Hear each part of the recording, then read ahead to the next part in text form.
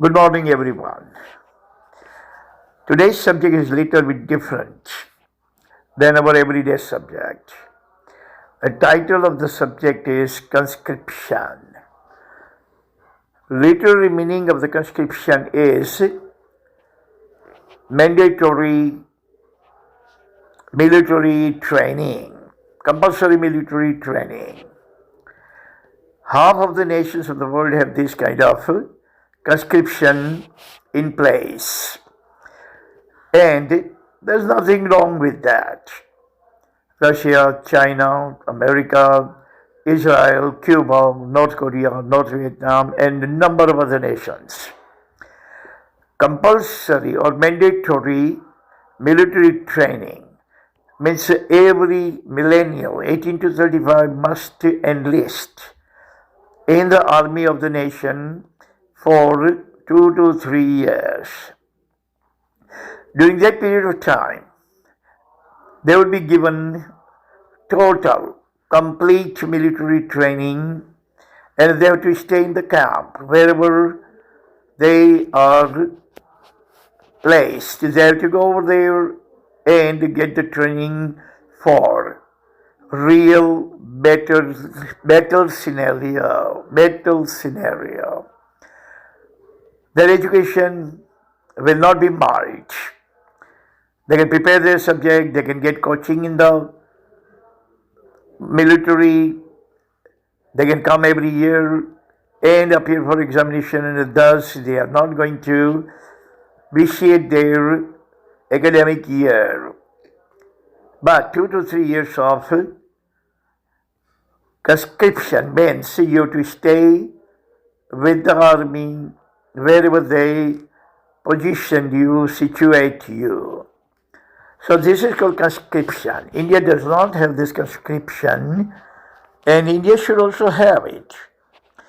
It has multi-pronged benefits. Lots of benefits. It's always positive step in the positive direction.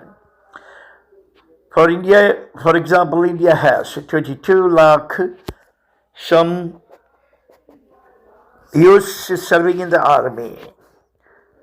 22 lakh. China has a greater number than that. Now, greater the presence of the soldiers, presence of the youths, presence of the Jawan in your army, lesser the chances are to fight a real war. Just by looking at your sheer strength of your army, your adversary, your hostile nation is going to think twice whether to fight with India or not. Now say 22 lakh active soldier and 10 lakh more reserve soldier in conscription. India will have 32 lakh soldiers better trained, and these better trained soldiers will give a chill to any nation's spine. So, I have actually prepared 5 points to elaborate its only drawbacks, its only benefits, advantages, no disadvantages, no black swans at all. Point number 1 is, it is right, it is a positive direction, it's a step in the positive direction, it's a step in the right and the positive direction for the nation and the nationals, youth of the nation, both. It has no any kind of negativity. It builds our youth. It builds youth's morality, morale, muscles, loyalty, patriotism, every single thing it builds. And the most important benefit is that Indian youth who are, we can say, homely boys or mama's boy can enlist in army and become rugged by living in the rugged mountains, rugged lands in the nation. They can have first-hand experience. What is army? What is war? what are the weapons, how to use the weapons, meaning empirical experience they are going to attain out of enlisting in conscription. They will become sturdy, they will become sound, they will become rugged, and this way they will be more able, capable, viable to defend the nation against the hostile forces. That is point number one. Point number two is it beefs up national defense in any kind of contingency. Contingencies occurs, any kind of emergency occurs. That, for example, any enemy nation attacks on India, then if we have conscription system, that system, conscription system, has prepared 10 to 20 lakh additional soldiers. So when any kind of need occurs, God forbid any kind of contingency occurs, that this force can be used in the defense of the nation. Most of the time what happens is that the deployment of the soldier depletes.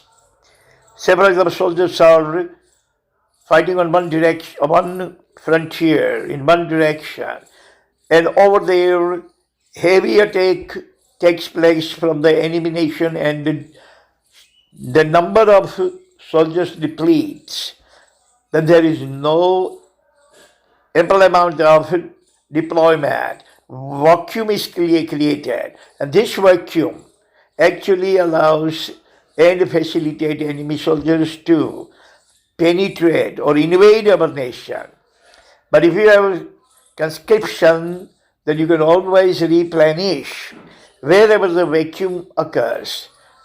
Conscription trained soldiers can be deployed over there, and this way the nation can be defended. So what I'm trying to say is this, that you have backup force. A backup force, whenever the force which is fighting over there is depleted, reduced, declined, then new forces can be deployed over there as a backup forces, and defense of the nation can be continuous. Point number three is it builds loyalty, patriotism, character among the millennials. Millennials who enlist in army under the conscription program. They go to the army, they spend a couple of years in army, they become better. They are not going to become worse, they are going to become better every which way. Physically, mentally, psychologically, loyalty-wise, patriotism-wise, every which way, because they have first-hand experience of combat, first-hand experience. Sometimes these reserve forces have to fight real war. Sometimes it happens. And war actually always builds our character. It makes us stronger, not weaker. War can make us stronger. It can give you a sense of pride that I fought for my nation and I won.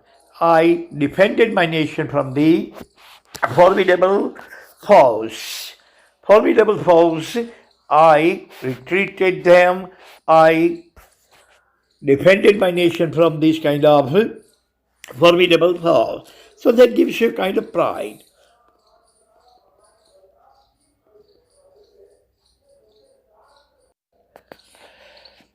Point number four, conscription can elevate and boost the morale and the moral of our millennials. Millennials who are going to enlist in army and join the army and get first-hand experience and exposure of the army life, the soldier life, the land of the nation, the rugged mountains and the forest, and they are going to do every single thing with their own hands, cook and clean and to save themselves and defend the nation and every single thing. It is actually give them tons of confidence in themselves. their morale, their confidence will all be astronomical. They will have this kind of sense of feeling, sense of loyalty, sense of confidence that they can do anything they want to do. They don't need mom, they don't need pop, they don't need spouse, they don't need anybody. They don't need anyone but themselves. And they can achieve every single thing gloriously. That kind of boost of morale and moral can be achieved by conscription. Point number 5 is it discourages hostile forces of the nation from carrying out any kind of aggression. There is no nation in the world which does not have hostile forces against it. No nation. Every nation has some kind of quarrel, some kind of dispute, some kind of scuffle, some kind of problems have been going on. And most of the time, these problems actually convert into hostile attacks on the nation. So when your army strength is way beyond the strength of the army of your enemy nation, then your enemy nation, remember, will never ever dare to carry out any kind of aggression, any kind of attack against your nation. This is a kind of insurance guarantee. Now say for example, India has 22 lakh active soldiers and China may have 25 lakh. China would dare to.